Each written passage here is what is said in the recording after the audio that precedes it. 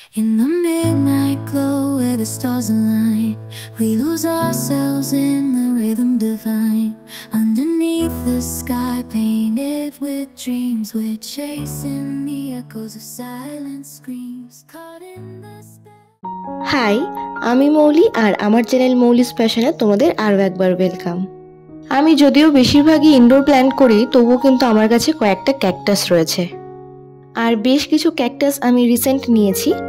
ক্যাকটাসের কিন্তু একদমই সেরকমভাবে যত্নের প্রয়োজন হয় না, তাই তোমরা যারা ভাবছো ইনডোর গাছ করবে কিন্তু তোমাদের হাতে এত টাইম নেই, তারা কিন্তু সহজেই ক্যাকটাস করতে পারো। ইনডোরে তো ক্যাকটাস গাছ করা যেতেই পারে, তবে তার জন্য কিন্তু প্রয়োজন ইনডাইরেক্ট ব্রাইট সানলাইট।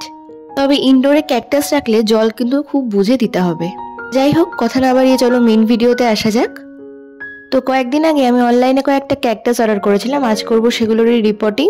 ভিডিওটি পুরোটা দেখতে থাকো, ভালো লাগলে অবশ্যই লাইক করো এবং কমেন্ট করে জানিও কেমন লাগলো। চ্যানেলটি কিন্তু সাবস্ক্রাইব করতে ভুলো না।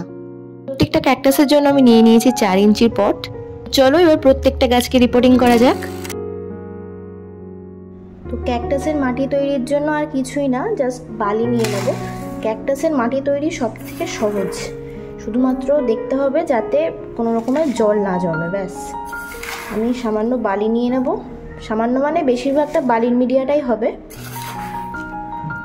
তো আমি মোটামুটি এই কটা ক্যাকটাসের জন্য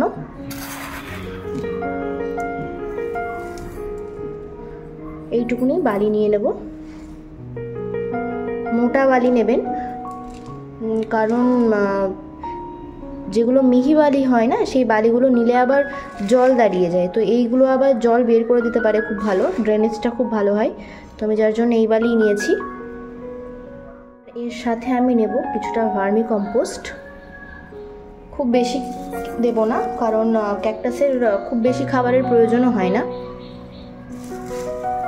ব্যাস এইটুকুনি জিনিস দেব। নতুন গাছ বসাচ্ছি তাই একটু ফাঙ্গিসাইডও দিয়ে নেব। আমি স্যাফ ইউজ করছি, তোমরা যে কোনো ফাঙ্গিসাইড ইউজ করতে পারো, দোকানে অনেক রকমেরই পাওয়া যায়। তো আমি সমস্ত গাছের ক্ষেত্রে এই স্যাফটা ইউজ করি, একদম সামান্য পরিমাণ দেবো, হাফ চামচ মতো। তো এইবার আমি যে গাছগুলো রয়েছে এই গাছগুলোকে প্যাকেট থেকে খুলে নেব ভালো করে।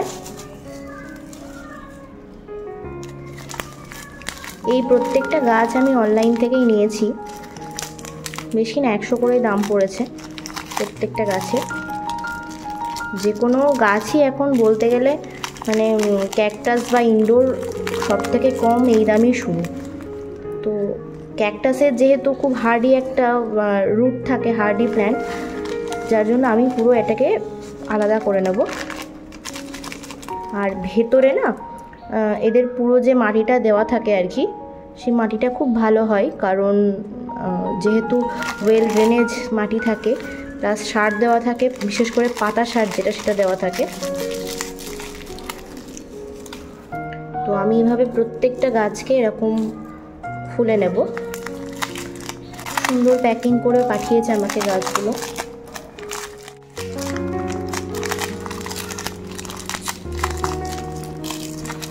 এই যে ভেতরে যে মিডিয়াটা দিয়েছে খুব মানে ভালো মিডিয়া, ওয়েল ড্রেনেজ।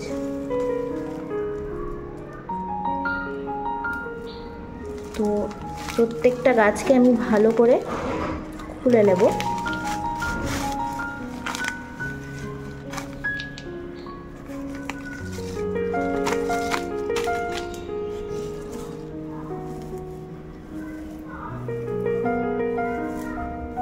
আমি রুটগুলোকে বেশি ডিস্টার্ব করব না, জাস্ট হাত দিলেই যেটুকুনি মিডিয়াটা বেরিয়ে আসে সেটুকুনি।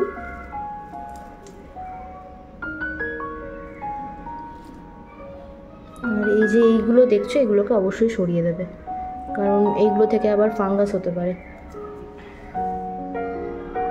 তো গাছগুলো খোলার সময় খুব সাবধানে খুলবে, কারণ ক্যাকটাসের প্রচণ্ড কাঁটা থাকে।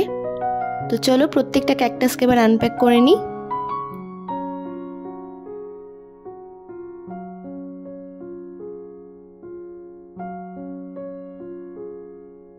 তো আমি প্রত্যেকটা গাছকে আলাদা করে নিয়েছি। আর এই যে মিডিয়াটা বেরিয়েছে, আমি এই পুরো মিডিয়াটা দিয়েই এই গাছের জন্য টব তৈরি করব।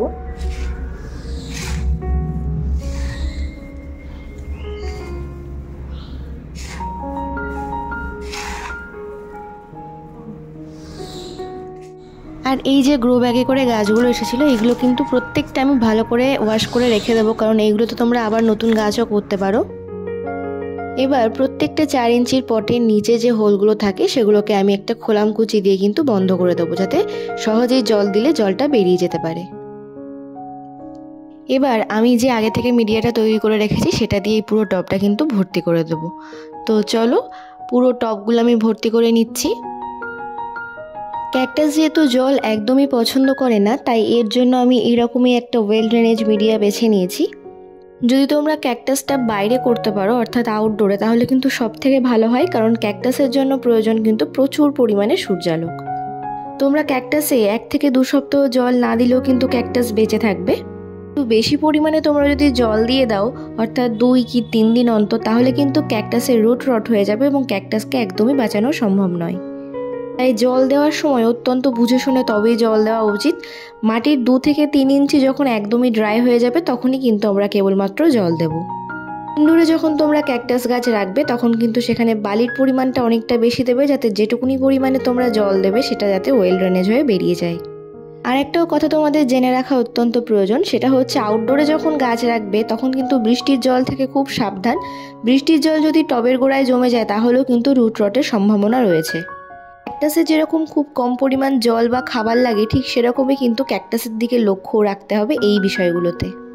ক্যাকটাসের মিডিয়াতে যদি বৃষ্টির জল জমে তাহলেও কিন্তু ক্যাকটাস অনেক সময় পচে যেতে পারে। ভিডিওর মাঝখানে আরেকটা কথাও তোমাদের জানিয়ে রাখি যে আগের যে আমি ইনডোর এবং আউটডোর গার্ডেন ট্যুরটা দিয়েছিলাম সেটা তোমরা অবশ্যই চেক করে এসো। অনেকেই দুটো ভিডিওতে অনেক ভালোবাসা দিয়েছো, তার জন্য তোমাদের সকলকে অনেক ধন্যবাদ। তো চলো তোমাদের সাথে কথা বলতে বলতে আমার প্রত্যেকটা ক্যাকটাসের কিন্তু রিপোর্টিংও কমপ্লিট। যে কোনো গাছের রিপোর্টিংয়ে আমরা জানি জল দিতে হয়, তো প্রত্যেকটা ক্যাকটাসে কিন্তু আমি একদম অল্প পরিমাণে জল দিয়ে দেবো। এবং এই যে জল দিলাম এরপরে কিন্তু আমি আবার 1 সপ্তাহ কি 8-9 দিন পরে আবার জল দেব। প্রত্যেকটা ক্যাকটাসেই জল দেওয়ার পরে আমি ক্যাকটাসগুলোকে 2 থেকে 3 দিনের জন্য একটু সেমি শেড এরিয়াতে রেখে দেব। তারপরে এগুলোকে একদম আউটডোরে বের করে দেবো। তোমরা যারা চাইছো ইনডোরে রাখবে তারাও কিন্তু এরকম শেডি জায়গাতে কিছুদিন রাখবে এবং তারপরে যেখানে ব্রাইট সানলাইট আসে সেখানে তোমরা রাখতে পারো। যে রিপোর্টিং করার পরে প্রত্যেকটা ক্যাকটাসকে আমি ছায়াযুক্ত জায়গায় রেখে দিয়েছি কিছুদিনের জন্য। আজকের ভিডিওটা এইটুকুই। যদি ভালো লেগে থাকে এবং ইনফরমেটিভ মনে হয়ে থাকে অবশ্যই চ্যানেলটিকে সাবস্ক্রাইব করে দিও। তো চলো আজকের মতো টাটা।